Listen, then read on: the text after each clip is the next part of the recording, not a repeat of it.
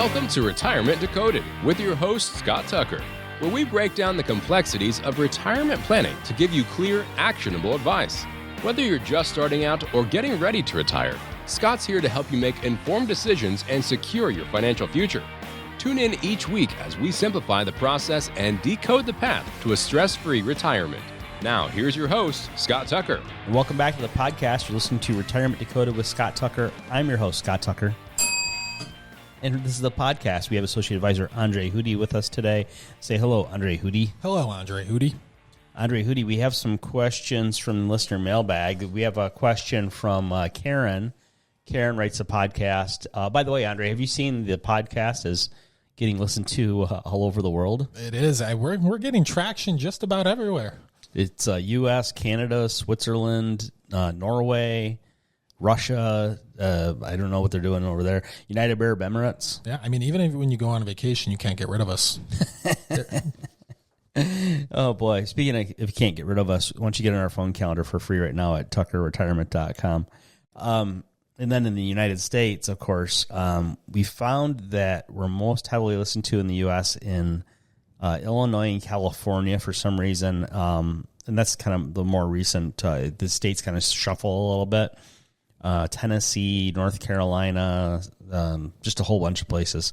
So it's kind of interesting. Maybe 25 states that are showing up on the map. I think I have a guess as to why California.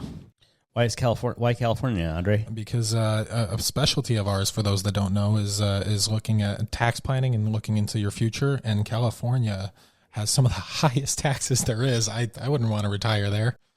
Well, I think I hope it's not folks that have been Illinois residents and moved to California and took us with them. Yeah, I hope so. Well, I hope they did their tax planning before you got to look before you leap. Yeah, that's important. Boy. Now, we were mentioning that we're in Chicago, or we're mentioning it now if we haven't already, but we're federally licensed, so we help folks all across the fruited plain, anywhere in the United States and its territories, U.S. citizens and green card holders and all kinds of stuff.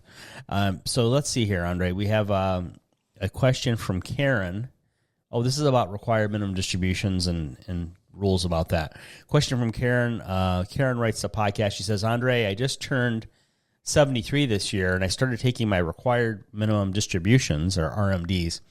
My advisor mentioned I could do a qualified charitable distribution, also known as a QCD, right, Andre? Yep. So Karen says, Andre, I just turned 73 this year. I started taking my RMDs, but my advisor mentioned I could do a QCD, a qualified charitable distribution, directly from my IRA. Now, Andrea, that's right? You could, if you're of RMD age, you could use a qualified charitable distribution, and it's inflation adjusted now. It's roughly $100,000. It's $100,000 and some pennies, more than pennies. But so every year it's inflation adjusted now. So you could take, and you could actually do this at age 70 and a half, can't you? Yeah. So you don't have to wait till 73. So some people would do that just to get money out of their tax deferred, their IRA without paying federal income tax. So Karen just did her RMD out of her IRA, but her advisor says, hey, you could do a QCD, a qualified charitable distribution of roughly $100,000, and you could have done that at age 70 and a half as well. But now she's RMD age 73, so she could do the QCD, and that could satisfy her RMD, and she could save the taxes. Yeah, a lot of abbreviations there. Yeah, and what's important too is you can do all this, Karen, without itemizing. So you can it's even if you have simpler tax returns, which now with the One Big Beautiful Bill Act, maybe more people will be itemizing than used to. Anywho, like there's that SALT deduction thing, that cap got lifted to $40,000 now. There's some phase outs, but for folks that have high property taxes, like those of us who are Illinois. Or if you live in New Jersey, I have a friend that lives in New Jersey, and his property taxes are actually slightly worse than ours, Andre. Really? That's hard. Because Illinois, we're number 2. Yeah, I'd say we're number 1. So New Jersey, number 1. Let's see here. Then Karen says, Andre, can you explain how that works and whether it really helps reduce taxes? We kind of already answered that, but you want to just do some describing, Andre? Yeah, I mean, it's you kind of take the middleman out of it. There's a bit more paperwork to do. You don't have to move the money to your account, but then a couple things there, right? So if you move the money to the account, as we mentioned earlier, that's going to cause taxes. And what account? You're right. I should specify. So if you move money out of your IRA to your checking account, let's say that becomes a taxable event. And so, Well, then I give it to charity. exactly. But then you don't get the tax benefit. No, I'm playing dumb here. Oh, okay. I'm good at it. So Andre, wait, I took the money from my IRA, I put it in my checking, and then I wrote a check to the Mercy Home for Boys and Girls. Well, yeah, but you also you probably you're going to owe taxes on that distribution. And Well, no, I gave it to the Mercy Home for Boys and Girls, Andre. but it's taxable income to you. Well, my advisor said I could just give it to the Mercy Home for Boys and Girls, and then I wouldn't owe any taxes. See, but that's the problem. That's what a lot of people think. You're saying I'm the problem? Yeah, it's a little bit. The important thing is that it doesn't touch your hands, right? So if it goes into your checking, that's when you're going to owe taxes. No matter who the money goes to at the end of the day, it's taxable to you. So, Andre, are you saying that it has to go directly from the IRA to the charity? I am. That might be a simpler way to say that. It is, and but it's a lot of paperwork. Well, so it's simple to say. Well, it's not. It's not a lot of paperwork here, but I mean, I know what you mean. So I take the money from, say, I have a Schwab. We use Schwab and Fidelity for our clients so that we don't possess our funds. We're not Schwab or Fidelity employees. We're listed on your statement until you don't like us anymore. One day you get grumpy, you call Schwab, say, hey, take their names off. No harm, no foul. We're done. That rarely happens. When I just try to explain to people that we don't work for Schwab or Fidelity, and you're also not stuck with us the rest of your life, you know. So people sometimes when they start with us, they think, oh, geez, is this a long-term contract? No, it's really kind of like a daily contract. Yeah. It's, you can always cancel and get a refund of any unused advisory services. And actually, we bill in arrears, not in advance like some advisors do. So we usually work for free for a month before you even, before money even is paid to us. And money paid to us is directly from your accounts. It's not, you don't have to write checks. So anyhow, Andre, let's go back and say, so Karen, let's say her favorite charity is the Mercy Home for Boys and Girls. One that I like is here in Chicago. It's an orphanage for kids that, let's say kids whose parents can't care for them. And there's a lot of that in Chicago. So the Mercy Home for Boys and Girls happens to be a Catholic charity, and it is kind of a little campus of sorts. They've got the housing and the basketball court and all the stuff for the kids. And then they also, what they do is they put the kids into Catholic schools instead of Chicago public schools, a little bit safer. And it's really, they actually make it quite affordable. You know, they get a good rate, let's say, on putting the kids in those schools. And they have a great, I mean, darn near 100% of the kids, I would say 100% graduate high school. And the ones who want to go to college are set up to go to college. And the ones who want to go be a truck driver are set up to be a truck driver, whatever they want to do. Anywho, though, let's say Karen has a Schwab IRA. She wants to benefit the Mercy Home for Boys and Girls. And so it's important that, let's say it's a Schwab IRA, it's important that Schwab writes the check to the Mercy Home for Boys and Girls in this hypothetical.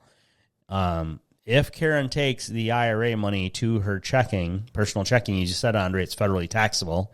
It may be taxable in your state. Like if you're not in Illinois, it wouldn't be, but if you're in Wisconsin, Michigan, Indiana, the Carolinas, Arizona, a lot of states tax IRAs.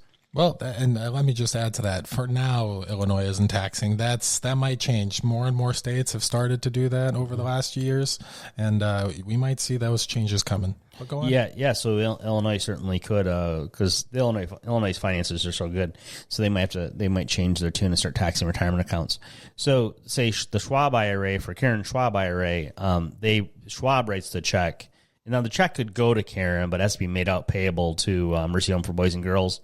And then she can mail it in, FedEx it, carry it over there, whatever she wants to do. But it can't be made out. The check from Schwab IRA cannot be made payable to Karen because it'd be federally taxable. Now, up to $100,000 and whatever the inflation adjustment has been can go out per year to the Mercy Home for Boys and Girls, and Karen will pay no taxes on that distribution because it's a qualified charitable distribution. It's directly to the charity. Did I get all that right, Andre? It sounded all right. And I can't remember from year to year. It used to be exactly $100,000, and it used to be you could do it at age 70 and a half. You still can. You can take qualified charitable distribution directly to your favorite charity in the year you turn 70 and a half. A lot of people wait until they get to RMD age, but let's just say roughly $100,000 per year. And it's a cool thing that it doesn't cause you any taxes. Yeah. I mean, it's a good thing. You know, it's if you give the money to the government, they're probably not going to do anything good with it, but at least a charity will, so it's... Andre, are you anti-government? Just sometimes. Sometimes certain things rub you the wrong way? Certain things, yeah. I think there's a lot of waste, and we could do better. And Andre, do you have any favorite charities in mind? Charities maybe we want to talk about? Just tell everybody what they ought to do with their money. Yeah, I mean, I'm always I'm a big fan of environmental charities, or I like cats, so I do like the the Chicago Animal Rescue. That's a big one for me. So environmental. Are you some kind of a granola crunchy guy? Well, I don't think I'm very extreme, but I do think there's cleanup that can be done around the world. We destroy our planet, so I think everybody could do a little bit better. But I'm also not crazy. I know that waste is going to happen. So Karen, we already answered your QCD question. So Andre, Natalie and I live in Mount Prospect, Illinois, the Mean Streets. So it's a northwest suburb of Chicago. Now, if you're not from Chicago, or even if you are, this might be new information. I don't know. So the city of Chicago borders Lake Michigan, freshwater. Freshwater. It doesn't. It doesn't have. It's not salt water, right? Yeah. Instead of saying freshwater, I should say it's not salt water. Yeah. And so, the city of Chicago, there's a treaty actually between the U.S. and Canada that the Great Lakes can be used by municipalities that border the Great Lakes. But there's some loopholes in there, and there's a whole treaty and some workarounds, and some but how about this? So the city of Chicago is right on the lake, but then some of the suburbs are not right on the lake, like Mount Prospect, not on the lake. But there's a thing in Chicagoland called the Metropolitan Water Reclamation District, and so the city and the suburbs are all kind of in this big conglomeration. Like there's all these. It's a series of tubes, Andre. It's like it's like the interwebs. Yep. So there's all these water mains and then sewer return deals and all this stuff. But the city of Chicago gets its water from Lake Michigan. There's actually, have you ever seen out in the lake, there's those pumping stations? Yeah, I have. I've always wondered what those little were. Brick crib kind of building thingies. They call them cribs, I guess. There's like 3 or 4 of them, however many they are. Huh. And that's where they get, because you don't want to get it up by shore. You want to get it out a ways out. So a couple 100 yards out there, something like that. There's these little buildings, and they that's where they get the water from, and then it pumps it ashore. And the water then goes to the water filtration plant. I think all of it goes to the one there's a water reclamation, whatever. There's like a sewage plant next to Navy Pier, sort of. I don't know if all the water goes there, but I know some of the water, I believe, goes there. I think I know this. Okay. And they will then take that lake water, because the lake water isn't necessarily ready for drinking. I don't recommend it. Well, with all the boats nowadays. Well, do you think any of the people at North Avenue Beach ever pee in the water? Well, I think that's the last or least of your worries. There's the least of the things they do? Yeah. There's also in Whiting, Indiana, which is northwest Indiana, it's very close to the city. Whiting, Indiana is there's a BP oil refinery there that refines the tar sands that the Canadians send us from Alberta. I wonder where the waste goes. Well, so this is a whole story and a half. The oil that comes from Canada, that comes from Alberta, it's not like drilled the way we would think of it. Mm-hmm. It's like scooped up. They have tar sands on it's like surface mining. Ah, okay. And then somehow or another they get to where they can put it in a rail car. Those big black rail cars, they're like cylindrical. And there's a whole thing. You remember when there was a big hubbub and all these protesters about the Keystone XL pipeline and all that? Vaguely, yeah. Well, all these hippies. Natalie works with a girl, nice girl, but she's one of those environmental wackos, and so she drove all the way. She drove a car. She put gas in her car. She drove like across states to wherever that was, like South Dakota, North Dakota, Minnesota, wherever that was. She drove like 1,000 miles or however far it was. And then she drives out there, like lives in her car for a couple of days. And she protests the XL pipeline, but she drove her car to get there. Right. And anyway, then there's, I have a little conspiracy theory. So you know how Berkshire Hathaway, Warren Buffett, they own like BNSF Railroad and all this stuff. Well, I sometimes think, I'm not super conspiratorial, but I sometimes think there's some AstroTurf protesters We see it in Chicago where there's protesters are hired for certain things. Oh, yeah. To show up in front of TV cameras. I'm not saying she was hired, but I wouldn't be surprised at all if Berkshire Hathaway or Warren Buffett or somewhere along the way somebody was financially supporting a lot of that, and even with press releases or with publicity or whatever. It's because Warren Buffett, Berkshire Hathaway, they bought BNSF, and I think they bought something or other, Santa Fe Railroad. They bought a whole bunch of railroads. Well, because there's no pipeline between Alberta and Chicago, all that oil from the tar sands has to be shipped to Chicago by rail. There's only certain refineries that can refine that tar sand oil. Mm-hmm. I believe they do not have the ability to do it in Houston. They have to do it in Chicago. Oh, wow. At that Whiting, Indiana refinery. So have you ever seen those videos on YouTube or on the news or whatever, like when one of those rail cars goes, they derail in the middle of a town and explode? Yeah. Yeah. It's kind of, this is so much for, it's not what they call Chamber of Commerce event right there. Yeah. And, so I think that Warren Buffett obviously has, in Berkshire Hathaway, they have a pretty substantial investment, the shareholders and all that, in the railroad, and in the railroad having that rail car traffic. If you're in Chicagoland like we are, Chicagoland's sort of a hub for rail traffic anyway. Yeah. There are 6 major railroads that go through Chicagoland kind of all at the same time. It's a giant mess. And but we regularly see those black oil car trains come through town. So they'll come from like the northwest or whatever. I think they go through Barrington, if I'm not mistaken, and then they end up going around the lake to Whiting, Indiana, and that's where they refine the Canadian oil because they can't refine it everywhere. Okay, well, you learn something new every day. Yeah, I know a whole lot of. That's a Keepers of Odd Knowledge Society. It's you know what the acronym is for that? I don't. Keepers of Odd Knowledge Society, Kooks. Oh, that's funny. Yeah, I don't know how we got onto that, Karen, but we answered your QCD question, so I thought we'd just talk about something else. And how did we get onto that? That's a good question. Something about environmental. Oh yeah, environmental wackos. How did we get there? Oh, so the reason why the refinery is on Lake Michigan in Whiting, Indiana, is because it sucks in. So they have to use fresh water to do something or other. Then they have to discharge the fresh water. Mm-hmm. And so then there's a whole thing where they can skew the EPA numbers when the EPA monitors their kind of exhaust water.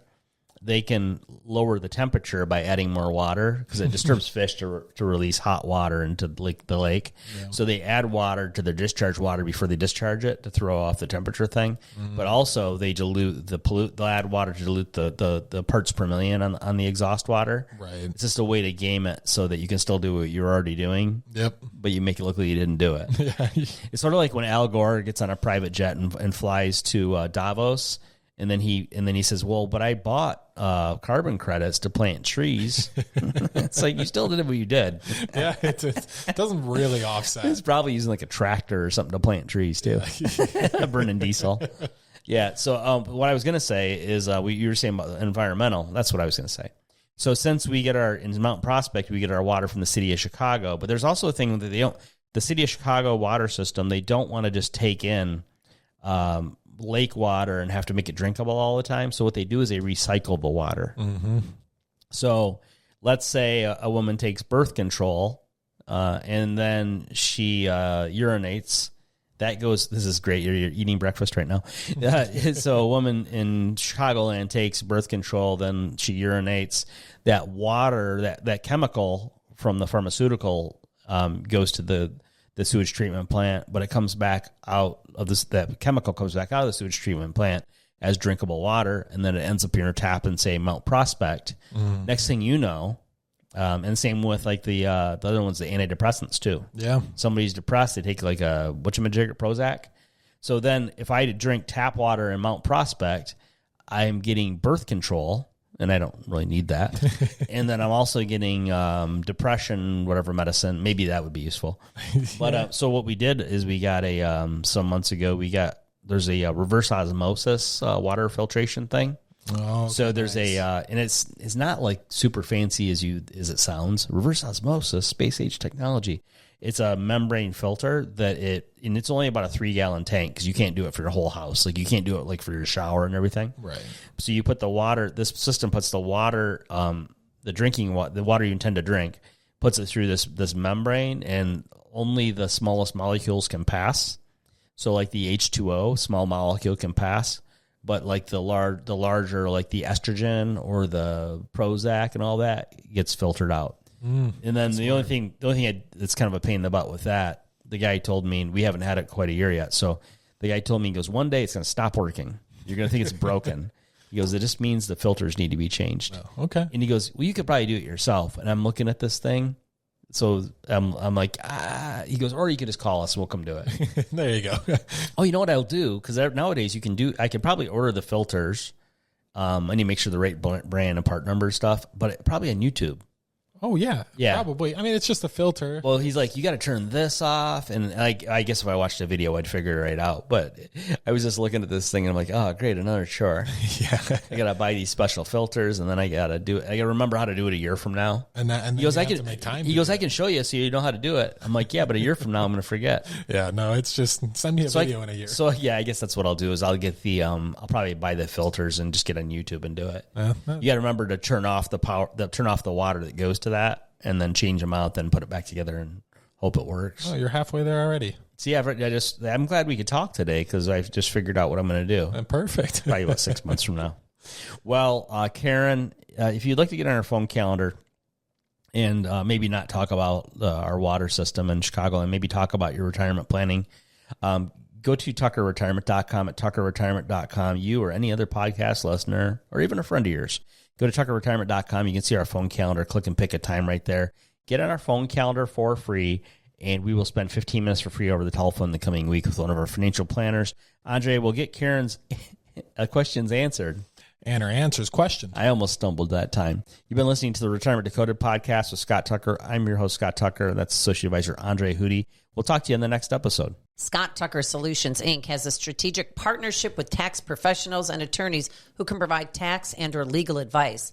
Neither the firm nor its agents or representatives may give tax or legal advice. Individuals should consult with a qualified professional for guidance before making any purchasing decisions. A Roth conversion is a taxable event and may have several tax-related consequences. Be sure to consult with a qualified tax advisor before making any decisions regarding your IRA. The views and opinions herein are those of Scott Tucker Solutions, Inc., and do not necessarily reflect the views and opinions of AE Wealth Management, LLC. Investment advisory services made available through AE Wealth Management, LLC, AEWM, and Scott Tucker Solutions, Inc. are not affiliated companies. Insurance products are offered through the insurance business, Scott Tucker Solutions, Inc. Scott Tucker Solutions, Inc. is an investment advisory practice that offers products and services through AE Wealth Management, LLC, a registered investment advisor. AEWM does not offer insurance products. The insurance products offered by Scott Tucker Solutions, Inc. are not subject to investment advisor requirements. AEWM and Scott Tucker Solutions, Inc. are not affiliated companies. Investing involves risk, including the potential loss of principal. Any references to protection, safety, or lifetime income generally refer to fixed insurance products, never securities or investments. Insurance guarantees are backed by the financial strength and claims paying abilities of the issuing carrier. This podcast is intended for informational purposes only. It is not intended to be used as the sole basis for financial decisions, nor should it be construed as advice designed to meet the particular needs of an individual's situation. Scott Tucker Solutions, Inc. is not permitted to offer, and no statement made during this podcast shall constitute tax or legal advice. Our firm is not affiliated with or endorsed by the U.S. government or any governmental agency. The information and opinions contained herein provided by third parties have been obtained from sources believed to be reliable, but accuracy and completeness cannot be guaranteed by Scott Tucker Solutions, Inc.